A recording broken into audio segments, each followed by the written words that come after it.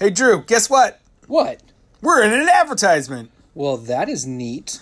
Anchor has asked us to help advertise the platform we use for this very podcast. Using Anchor has made it really easy for us to distribute our podcast across almost every streaming service and has helped us grow to the point we're at now. Yeah, thanks, Anchor. You're the best. If you have any questions about using Anchor, please reach out to us. We'd love to share our personal experience with you and help you get started doing your own podcast. All right, let's start the show.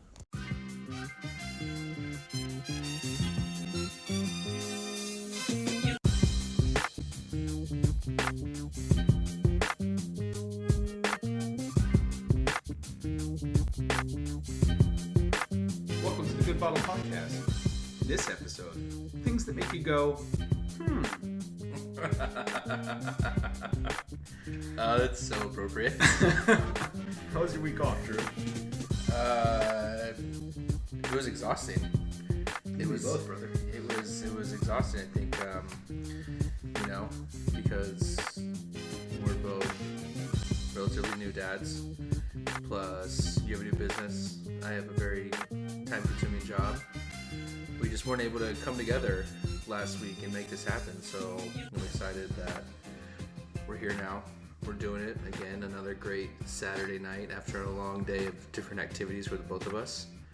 So we're gonna try to pick up the energy a little bit, but no promises. I think the only way to get the energy going is to pull out our spirit. Oh, look at that. And we are going to be drinking the Edredauer 10-year. We've been meaning to do a Scotch for a while. Have we not? And things just kept popping up. It's true. We did a lot of rum. A lot of rum. What else have we done? Which will continue. I don't know. I'd have to look at our We Instagram. did with Chloe. We did some wine. And we did some ancient pear brandy. Yeah, but That was everyone's favorite. I don't think that we've gotten into the Scotches. That's true.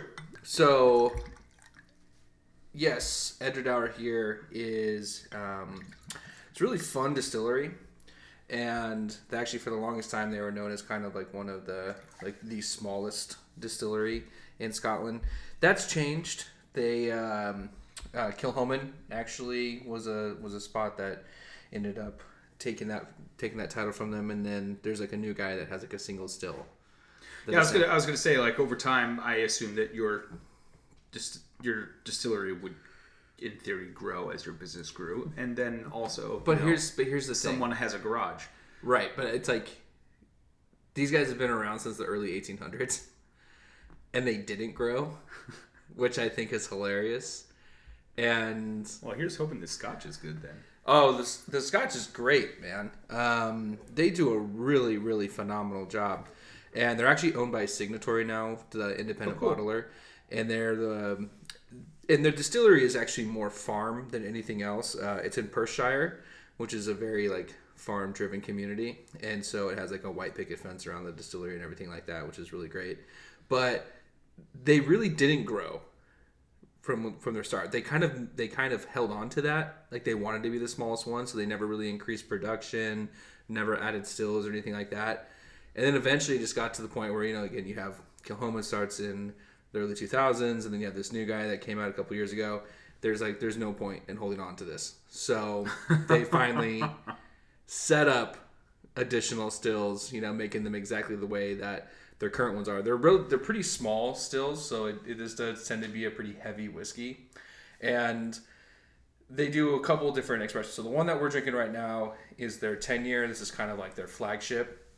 I just like this as an everyday drinker. It's just super easy. It's affordable, and I really dig it. They have a couple other specialty ones. They have the Bellekin, which is a peated expression from them, and then they also do a Caledonia. And the Caledonia is really interesting because that's a 12-year exclusively aged in just sherry barrels. So it's kind of a really fun. That's cool. Whiskey. So this is one that when people are like, "Hey, I don't know what to get somebody, but I know they like Scotch," I'm like, this is the safest bet. This is going to appeal to a Macallan drinker because it has a little bit of sweetness notes to it. There's some sherry barrel influence on it. But there's also, because smaller stills, it's getting a little bit thicker as well. Well, do you want to explain why that is? Well, so you're not there's less metal and like copper involved for like the liquid to like cling on to, right? So as it's rising through your still and those vapors have to go up either, bigger and bigger, less liquid is making it through. When you have smaller stills, that liquid has a much easier time getting through the entire process, and so you come out with what they would call a heavier distillate. Yeah, a little bit more of the oils. Right. A little bit more flavor. Yeah. It's less efficient in terms of stripping because of your less surface area. And so it's like, it's kind of similar to what we've talked about before, where you have like the arms of different stills, whether they're at an upward angle or at a downward angle, all these different factors that are playing in.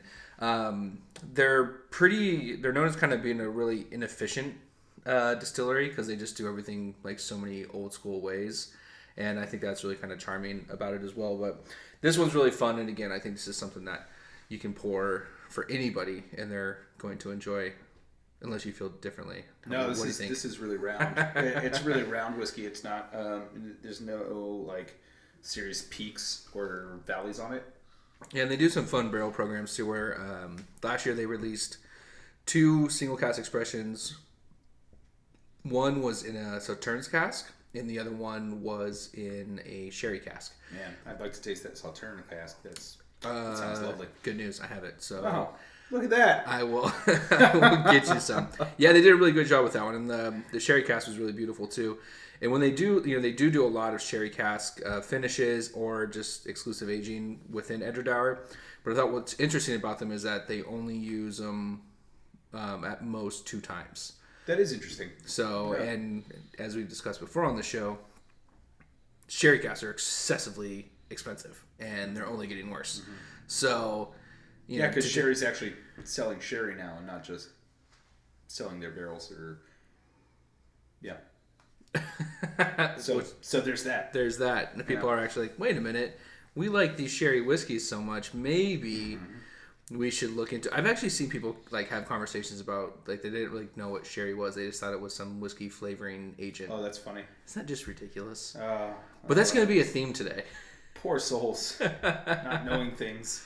Yeah, so I mean that's why we're here, man. You're just playing yourself at that point in time. If you don't know what sherry is and you haven't had it, like, just go get some. It's so good. I think I was any kind, any of the kinds. Just make sure that you're paying like over $10 a bottle for it. There is a little bed and breakfast deal in Carmel that my wife and I stayed at.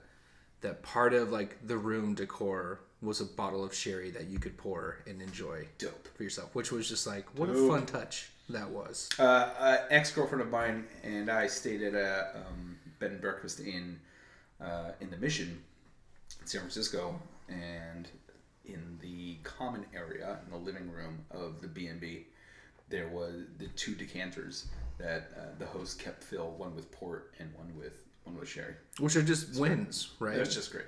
And then when you've like, what I've come to learn about ports is for a long time I actually didn't enjoy them because I thought they were too sweet. Mm-hmm. But my exposure was to Californians doing ports. Oh yeah, which is not is not a port. And then when I got actually introduced to ports, I was like, oh my god, like these are great. And then Madeiras as well. There's just so much. Yeah, you've been on a Madeira kick lately. It's troubling at times. Not to me. But yeah, I don't know. I just I think you fall down these rabbit holes, and then your palate just kind of goes, "This is just what I'm craving all the time." Right. Yep. And then I'll be on to something else in a few months. I don't know, but right now, yeah, dude. Yeah, I've been drinking a lot of whiskey myself, and it usually comes about this time of year. And within the next couple months, it's going to make a sharp left turn into agave again for agave season. So is it like single malt whiskey, bourbon whiskey, or just whiskey in general? Just whiskey. Like the whiskey, that caramel malt is like a thing that I don't know, just have been, I don't know, hankering for, and it kind of from day to day, anywhere on that whiskey line, of like sweet and fruity to deep spicy to salty. any of those. Just change it from day to day. But like that malt it's been a thing for the last couple months for me. Yeah, I was drinking some single malts the other night. One of them was from Austin, Texas. It was called like an Appaloosa distillery. It was cool. It was really, really fun whiskey. And then I switched over to the milk and honey and just really had too many glasses of that. I've been enjoying the milk and honey myself. That was a great one. I appreciate you introducing that to me. Yeah, so for milk and home is that single malt from Israel, which again, like, get out there and find those different weird stuff. There's just there's so many cool things and so many people making cool whiskeys. But we're gonna move away from that. We're obviously gonna continue to sip on the Let's dive right into our headlines. Yeah, let's jump into it. So one thing we want to talk about is the coronavirus. Oh, can we please talk about the coronavirus? I mean, it's everywhere. We're all going to die. As alcohol pundits, as we have been labeled. Self-labeled. No. Someone told you that. Oh, correct. Yeah, so it was somebody else, but now we're using it. We're running with it. I like it. Alcohol pundits. We have to give our 2 cents on this, but not in the way that you think.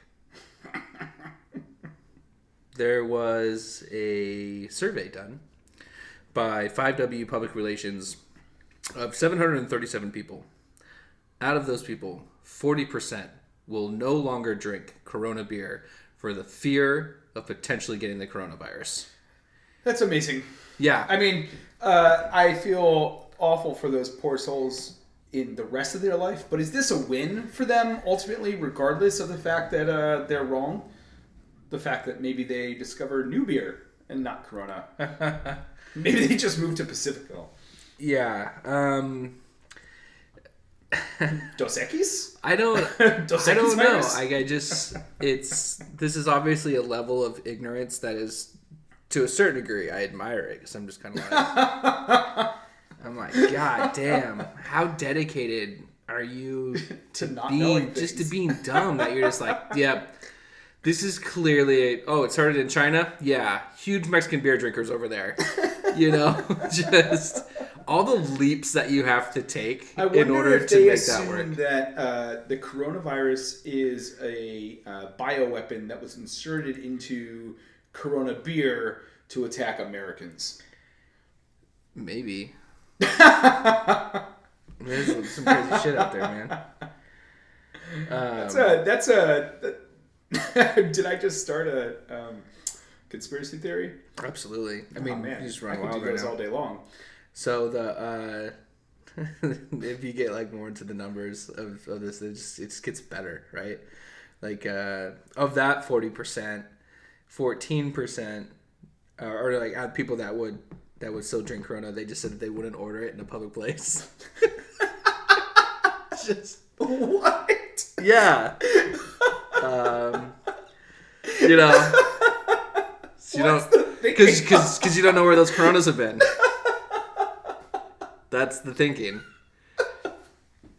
Like you can go buy at the store, take it home, disinfect it, wipe the cap down. Wipe the caps down.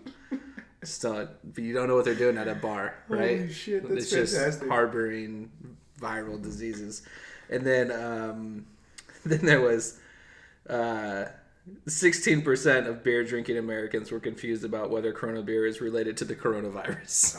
So, they were, I think, in that group, they were like trying to, I guess, not necessarily just like immediately believe that Corona had something to do with it, but they weren't entirely sure. They just didn't know. Yeah. They didn't want to be wrong in the question. But good for them, because I think, so often you see these situations where people get asked questions that they legitimately don't know anything about it, And there was a group here that fit this category where they just gave answers.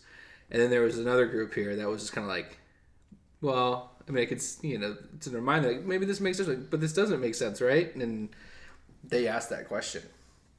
So, I don't know. It's all the stupid stuff. I want to know where this sample was taken from. Did the research display that? Did it offer that up? No. But I will say this. The beer brand's purchase intent among American adults has dipped to the lowest in 2 years, according to data from YouGov. So they're like actually feeling a hit here. Corona is from the coronavirus.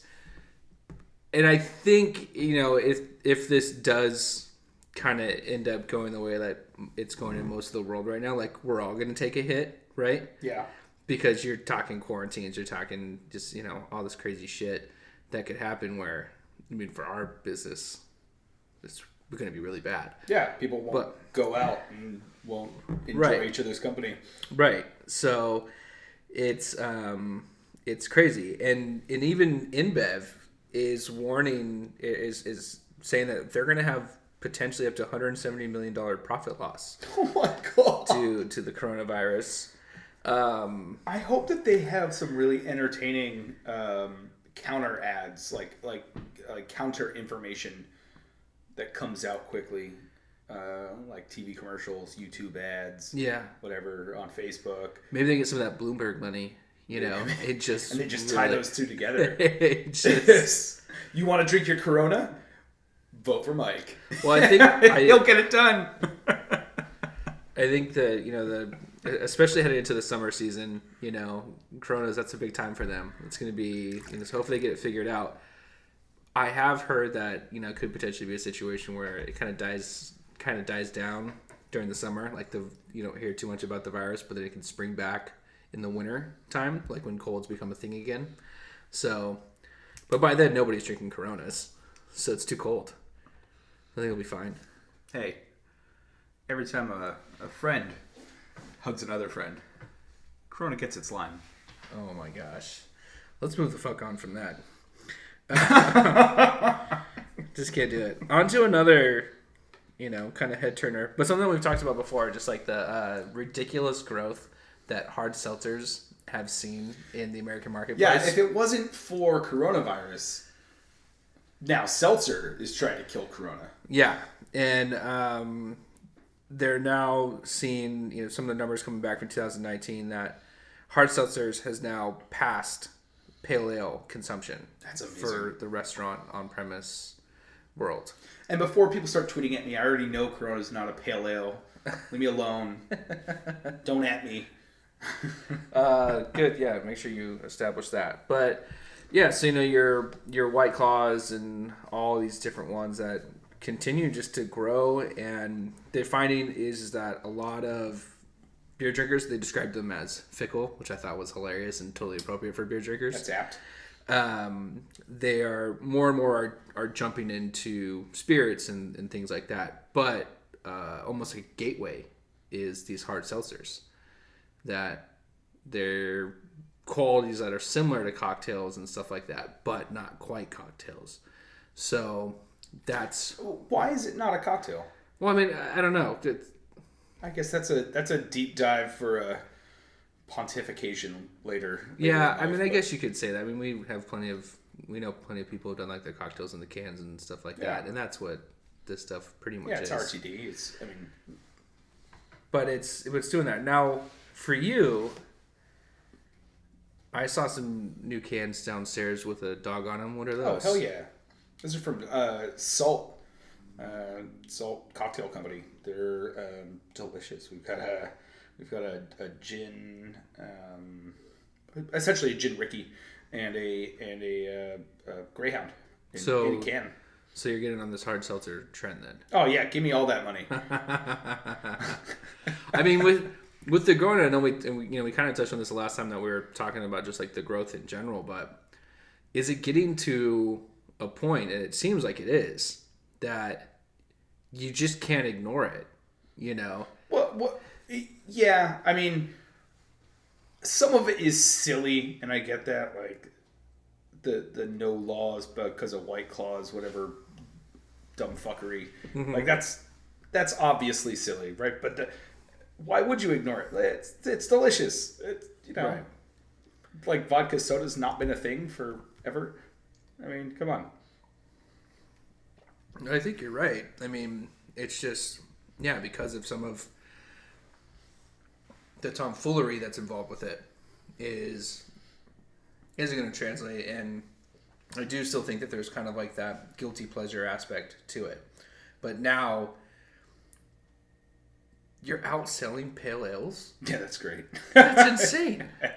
That is pretty insane. I mean, especially seeing how long pale ale has been crushing the beer market in the last 15 years, and it's been steady. Yeah. It's been a constant. It's Right. like what new IPAs coming out, what new pale ales coming out. Now it's hazy IPAs. You got sour IPAs. Like, what other sort of interesting flavor are they going to come up with? But no, fuck that. Let's just go with sodas, hard sodas. That's great. I like it, and that came out of nowhere. No one saw that trend coming. Yeah. That's crazy. Or I certainly didn't, and maybe I just had my head in the sand. No, I would say most people didn't. I mean, you saw just it became like an allocated case last year, which was crazy. Allocated White Claw. Yeah, allocated White Claw. Do you have to now sell? You have to sell a certain amount of pale ale in order to get your allocation of White Claw. I mean, it can't be that far off, So, because it's dominated by a few people right now. Yeah. It's like you have like your Truly, then you have the White Claw. And I'm not sure who else would be like the other big player in the hard seltzer game, but there's got to be one more. There's got to be one more. I don't pay that much attention. I look for. I mean, that's not stuff I carry. Because you find it at the grocery store pretty easily, at Rite Aid pretty easily. So it doesn't really fit my narrative. But I do, I carry the delicious stuff, the delicious RTDs that are I'm more than happy to put my name behind. Yeah, I mean, I think just from the industry standpoint, it's something that there really is that demand there, and retailers, suppliers, distributors, there's an opportunity, right? You want to have those things. It makes sense. So even if you start maybe doing your own, or like you said, you can find some elevated offerings kind of in that same realm. If somebody comes in, they're like, hey, can I get a White Claw? It's like, we don't have White Claw, but I have this instead. So it is something important to take note of, because I mean, I feel bad for some of our friends who might have been too early to the game, it seems like, with like the canned cocktails and things like that. But because now it's grown so rapidly that just who knows where this could go at this point. I mean, heading into the summer months, seeing the numbers that they did last year, like what could potentially be the limits now? Because now you have variety packs. You're definitely going to have new flavors that are coming out this year. Oh, yeah. So, yeah. So, again, kids, stock up on your hard seltzers. Maybe that's one of the things that you should have for your quarantine. Just, just cellar them. Get them ready. Yeah. And maybe you could even vintage them, and you could do vertical tastings of Trulies. Oh man, I was talking with somebody the other day that they had a menu board up, and it said vertical tasting, and it was for tequilas, and it was different. It was a Blanco, Repo, and Añejo, but then they were from different companies. What? Yeah. So I was like, just thinking to myself, I was like, well, not only did you kind of miss the boat on the vertical tasting, like even through your misinterpretation, like you still botched it. Man, I really let in with the right reaction for this podcast today. Dude, I'm telling you, it was great. It is perfect. I mean, it's just fucking head turners everywhere you look, because people just don't know what they're doing. So I guess the way we're the only people that are left that know what we're doing, which isn't true at all. Save the world. Okay, so moving on, we are going to jump into the world of agave, which we all know is one of our favorite things in the world, and talking about Jose Cuervo. Favorite thing in the world. Yeah, and some of its growth and also some of its decline. Whereas, like, they're seeing more consumption, but the profits aren't necessarily matching that, and that has to do with the increasing of agave pricing in general. Yeah, I was really interested by this story. I mean, if you take a company that's a behemoth like Cuervo, and you see that they're struggling with pricing on agave, it doesn't bode well for anybody else. Except for what I will say, it makes a strong argument for estate agave spirits. Well, one thing that And they co-ops. brought up was the premiumization of just the category as a whole, right? So you start taking into effect, my favorite topic in the entire world, celebrity spirits.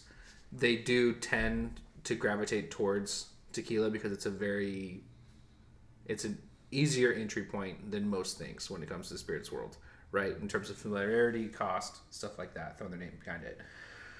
You have people like Oprah Winfrey and Ryan Seacrest with the Casa de Dragones or whatever. Then of course you have George Clooney and all these different things. So you have Is Oprah behind Casa Dragon? She's one of them. Oh, I did not know that. No wonder I see it everywhere. Yeah. So when Cuervo, they're talking about, okay, you have this, again, this tequila being elevated and the premiumization of it, it's getting harder and harder for them to get stuff, to get agave. And so people are harvesting agave earlier when it's not fully mature, poaching. not ready to go.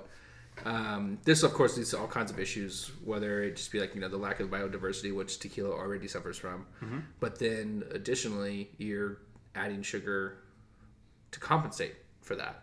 So you're getting these lower quality products. Well, Cuervo Gold already had sugar added to it, right? I mean, and that's obviously not what we're talking about. We're talking about their Blancos, their Repos, and their 100% agave.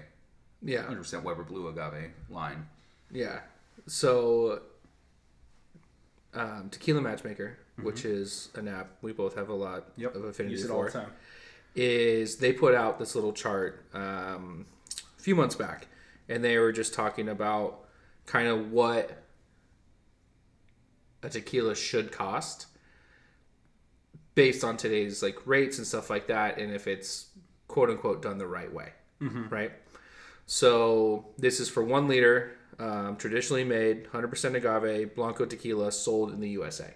This is the production cost. 50 cents goes to freight, 60% goes to harvest and transport, $1 to the distillery, $1.50 to the importer, $2 to packaging, $2.90 to the excise tax, $5.43 for the distributor, $6.16 for the retail markup, $10.70 for the agave itself.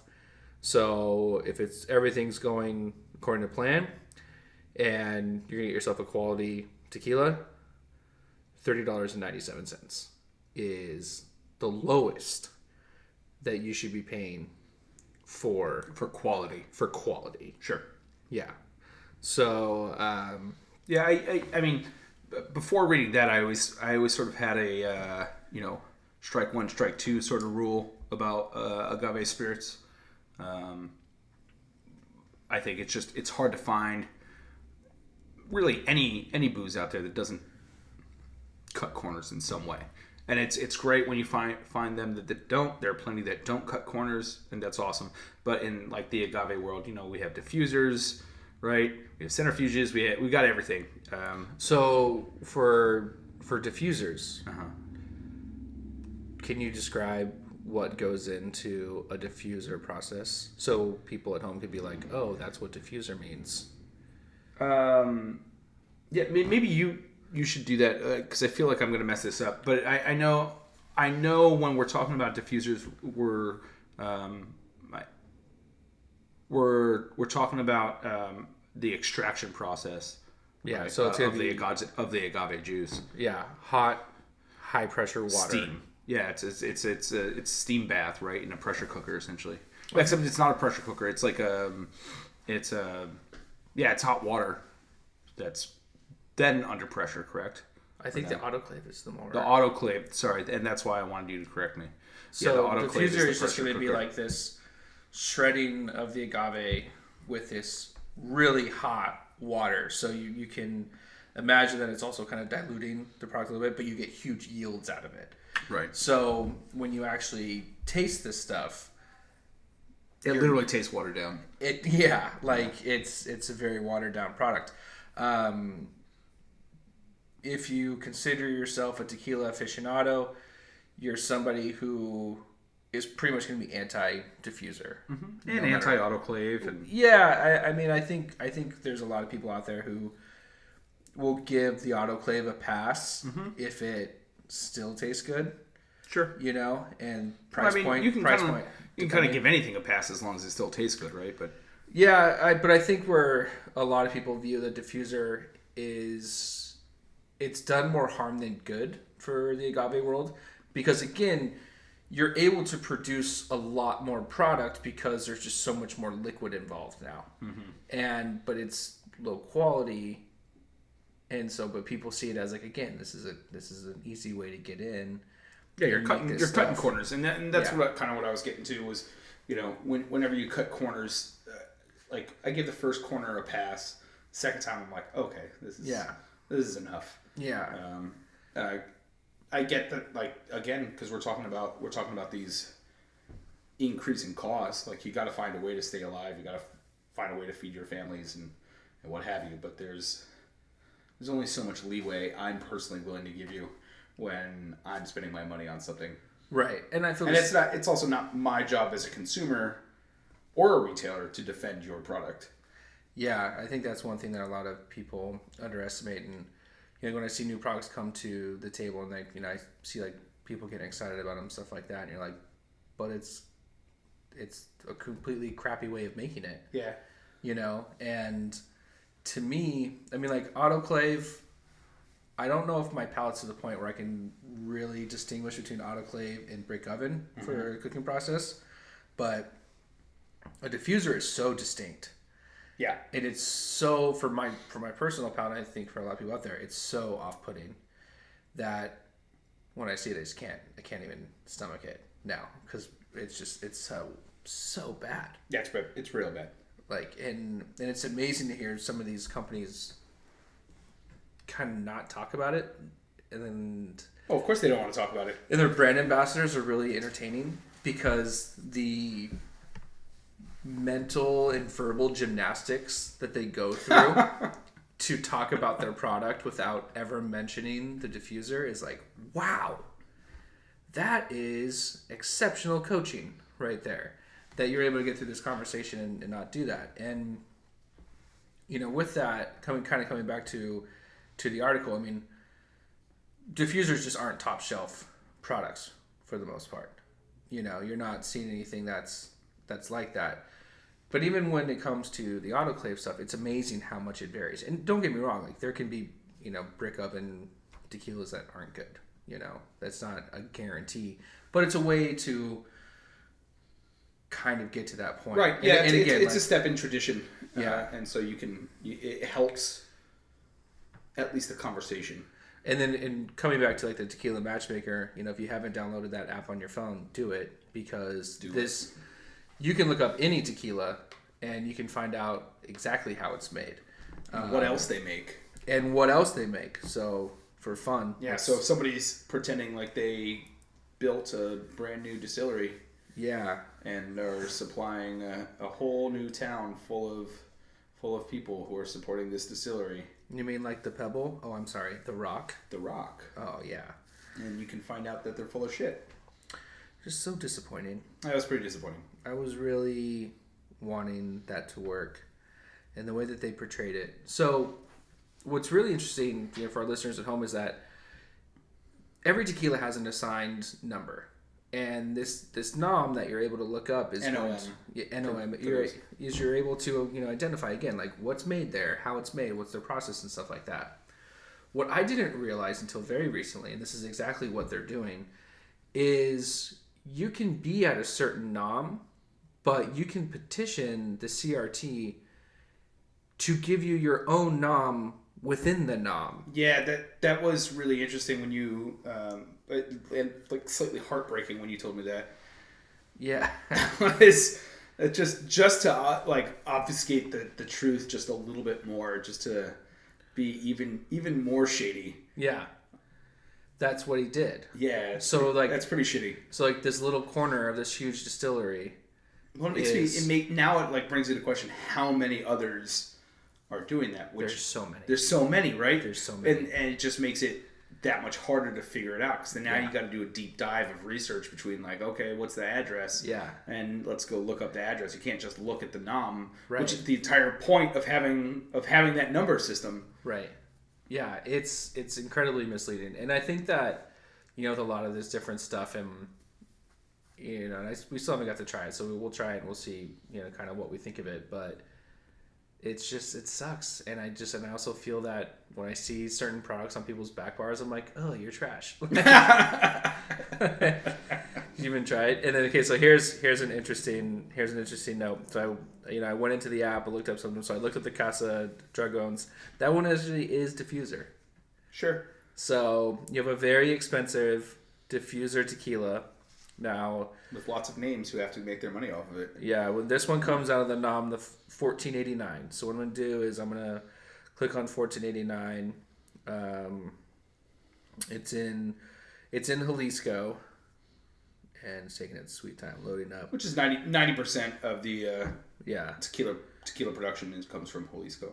Let's see if there's anything else I recognize coming from them. There's one that's called Tequila Hashtag, so you know it's good. That's amazing. That I want to try. I don't care if it hits diffuser juice. Yeah, so they're being produced at a facility that produces over 30 different brands.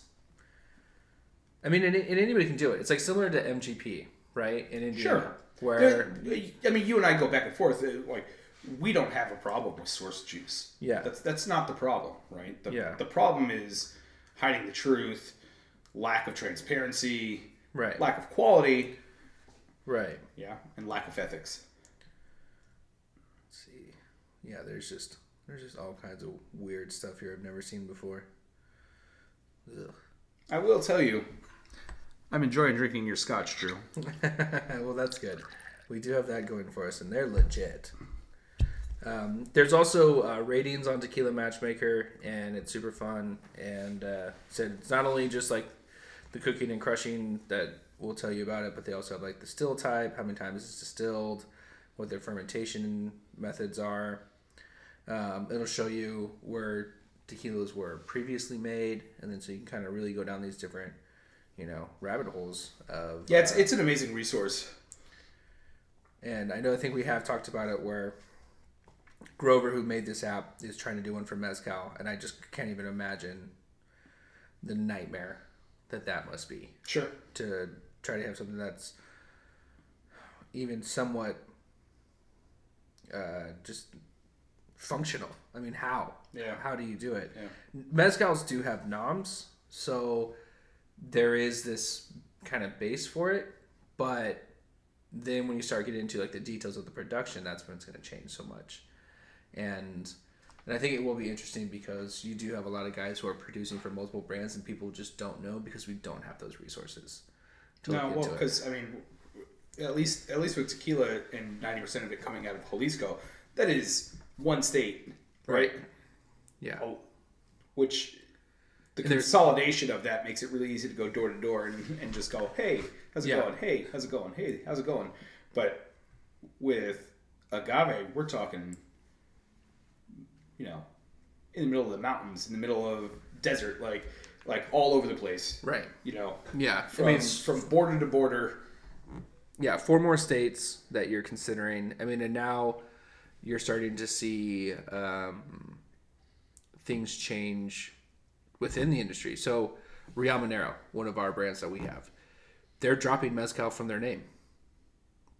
Because they don't want to pay into the they don't want to pay their taxes for it on this to the CRM. Mm-hmm. I'm sure there's multiple reasons for it, but yeah, they're dropping mezcal from their name. So then, if you're someone like Grover, what the hell do you do in that situation? Sure. This mezcal app that you just came up with, is it now an agave distillate app? Because the other thing is, yeah, yeah. So that's what I'm talking about, man. It's just that, and it just makes it hard on buyers too, right? Because if you're a bar owner and you're seeing more and more of these companies come in with mezcals and stuff like that, and they're just trying to fill quotas and sell these different things. If that person doesn't know about it, which more often than not is the case, like most of their portfolio, you start talking about weird stuff, it's gonna get so muddy. I just hope that somebody can create something that makes it easier for people to kind of do it the same way that, and I know, again, Grover's working on this. He did it to Tequila Matchmaker, but who knows if he'll ever be able to get the mezcal one off the floor. Yeah, well, hopes and prayers, man. Hopes and prayers. Hopes and prayers.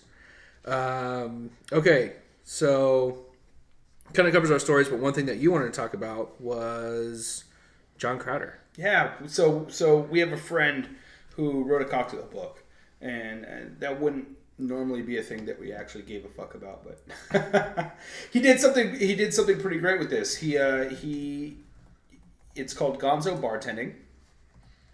You can find it on Amazon, and the concept behind it was he wrote each chapter as if he were invoking Hunter S. Thompson.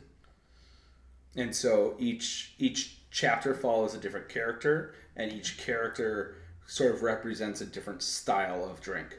That's super fun. And in that, reading the story, then you kind of learn the different ways in which you can play Mr. Potato Head with different cocktails while being entertained by some great storytelling and really clever writing. So I definitely wanted to give a tip of the hat to John for this and suggest people go out there and support artists and people trying to do something unique and cool and different. It's digital download, so go ahead and do that. It's really easy. I don't even think it's really expensive. I'm trying to find it right now, and we should have done this before because it'd been great to be like, hey, go to this page right here. Yeah, if you just search Gonzo Bartending on Amazon, you'll be able to find it. I'm uncertain of the cost. That's the only thing. I was lucky enough to get my copy for free because scandal. John gave me the hookup, man. It's a nice part about being friends with artists, Is that you take advantage of them and give them exposure? Is that what you're saying? No, that I just take advantage of them. So the exposure is, whatever. Who cares? So I was able to find it, yeah. So Gonzo Bartending, a reflective speculation of Edward Crowe. And learn how to substitute, manipulate, and create your own craft cocktails in this book compiled of short stories from my days behind the bar and things I've learned along the way. It is $0 if you're a Kindle Unlimited member. Oh, cool.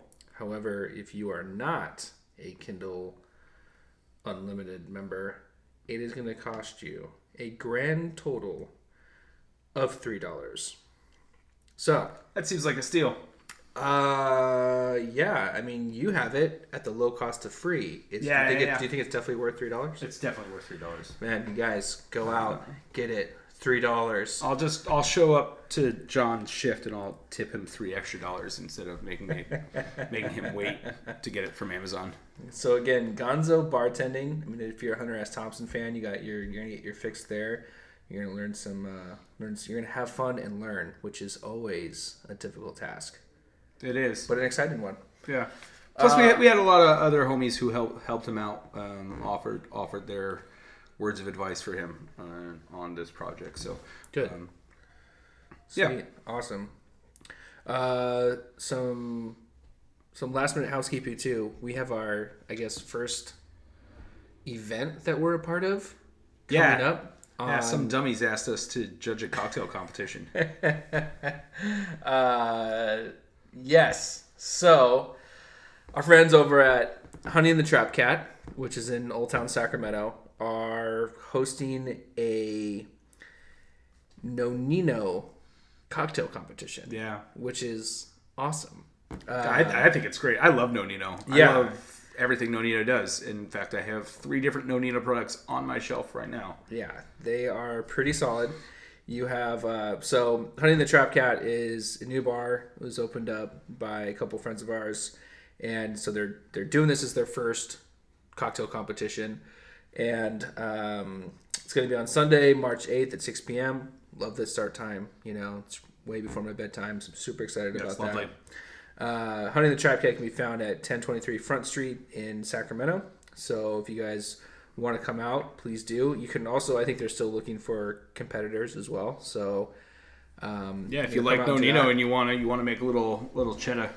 Yeah, so we'll be out there judging and giving critiques. Look at the baby. So I know both of us have judged a pretty good amount of cocktail competitions. Yeah, I judge officially and unofficially on a regular basis. Yeah. So as do I. Now for you, and everyone is different, right? And they actually sent us kind of like how they want us to score and stuff like that, which is really helpful in super in helpful a lot of ways. So, yeah, I mean, you and I have talked about this many times. Yeah, so it's like, because you want to have some sort of structure with it, and then you do want the rules clearly defined. But at the end of the day, it's still supposed to be fun. It should be enjoyable. You don't want people taking it too seriously, right? Yeah, but having transparent rules always makes people feel like they can have a little bit more fun. Right. Because everybody is on the same page. So with all that being said, is there anything that you see like in competitions that's always kind of like a deal breaker for you? Or, I mean, do you know that? Yeah, really, really poor bartending technique. Really? Oh yeah. Okay. Yeah, and my understanding for this competition is we're going to be sequestered, so it won't be a popularity contest. We won't see anybody making their drinks. They're just going to come to us, and we'll be in a private room talking shit all amongst ourselves. That's great, because I can say that I have a really hard time with my personal bias. You know, so when someone just walks up and go, already don't like you. Yeah, fail. Like I was thinking about it. I was just like, if there's someone I don't like, I'm like, well, I'm gonna be a little bit harder on you. I just know I'm going to be. Uh-huh. And then if I have like a friend in it, I'm like, oh, I like to see my friend win. Like, you know, I still try to be critical and stuff like that. And I'm the opposite. I'm like, if it's someone who I don't know, yeah, I'm like, yeah, sure, let's give him a hand up. If it's a friend of mine, I'm like, oh, this motherfucker knows better. That's fair. That is fair, but I think it'll be fun. I really enjoy the space that they've put together. Yeah. And the place is huge, so we could definitely be hidden in multiple places and not see what's happening because it's such a huge venue. Yeah. I just hope Brian puts us in the liquor room. It's cool. That'll make our judging a lot more accurate. Yeah, that's a cool room too. It's really cool. I like how they have it. I like how they have it set up. And so again, it's going to be at Hunting the Trap Cat, Sunday, March 8th, Old Town Sacramento, 6 p.m. Come see us judge anywhere from 10 to 16 different competitors, which I hope it's not 16, just because that's a lot of people. It's a lot of cocktails to try. It should be a lot of fun though. And it is just a cool spot, so come on out. And I don't think anyone's done. Yeah, and Brian knows how to throw a party too, so it should be a good time. He is good at that. Yeah. So with that said, it is time to move on to our ongoing segment, our last segment of today, and it is our Brad stories. I've got one. Okay, so before we get to that, I saw Brad this week, and he hasn't been drinking the month of February, so he looks great. I asked him if he was sick. He wasn't. He's just taking a break from drinking. So he's looking great. Good for him. And earlier this week, Mr. Peters liked our podcast on Facebook. He did. So we already know he's listening. Maybe, or maybe he just did it. Oh, maybe he just liked it just to. No, I have this theory, and this was going to be one of the stories that I said. And that was Brad's the type of person who will listen and never tell you that he's listening, just to see what happens. Just to see we'll keep going. Because he's a manipulative fuck like that. You know? Yeah, I'm not gonna rule it out. I'm not gonna rule it out at all. Okay, so what is the Brad story? Okay, so my Brad story is a new one. Ooh. Facebook this week released those friend quizzes. What? So friends on Facebook that you've been friends with for a while. Okay. That you have multiple things in common with, that you've been tagged in photos together and so on and so forth. Yeah. You take a short quiz about each other, and you can like kind of challenge each other to see who knows each other better. How did I miss this? I don't know. And I've done multiple with multiple friends, and another busy week. That's right. I did one with Bradley. Okay. That motherfucker scored a 20% on our quiz. Oh my god. What'd you score? 80. Significantly better. I know, because when you guys come together though, it's 100%. So no, he drags me down. I feel like it's a minus 20. But he did it though. That's like, I think that's the most impressive thing about the story. Wait, he tried? Yeah. There's no A for effort in this story. There's especially when you fail. So you literally got maybe one question right. Can you give me an example of like, what are these questions? So the questions are like, how many photos have you been tagged in together? Well, who the fuck's gonna know that? It's multiple choice. All right. Okay.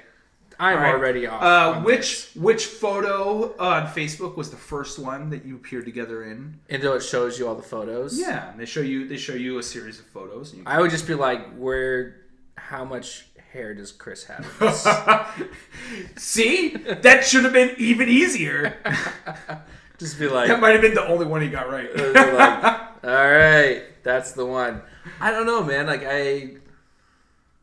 No, this isn't the give Brad a freebie segment. This is the Brad's a terrible person segment. I mean, it's still, yeah. I mean, especially if you're getting 80% and he got 20. Come on. I mean, he hasn't been drinking. He's sick. He's wasting away. I apparently don't have friendships here. I don't know if I've seen this. Well, there you go.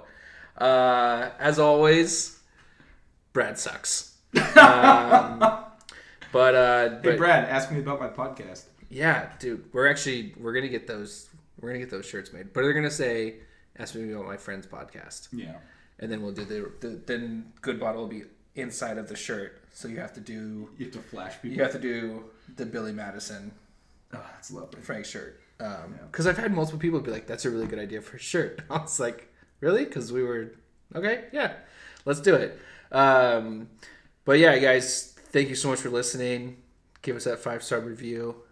Share it with your friends. Yeah. Tell everyone to come be on. To all of our longtime listeners, we've got some presents on the way for you. So do we? Keep an eye out for that. Yeah.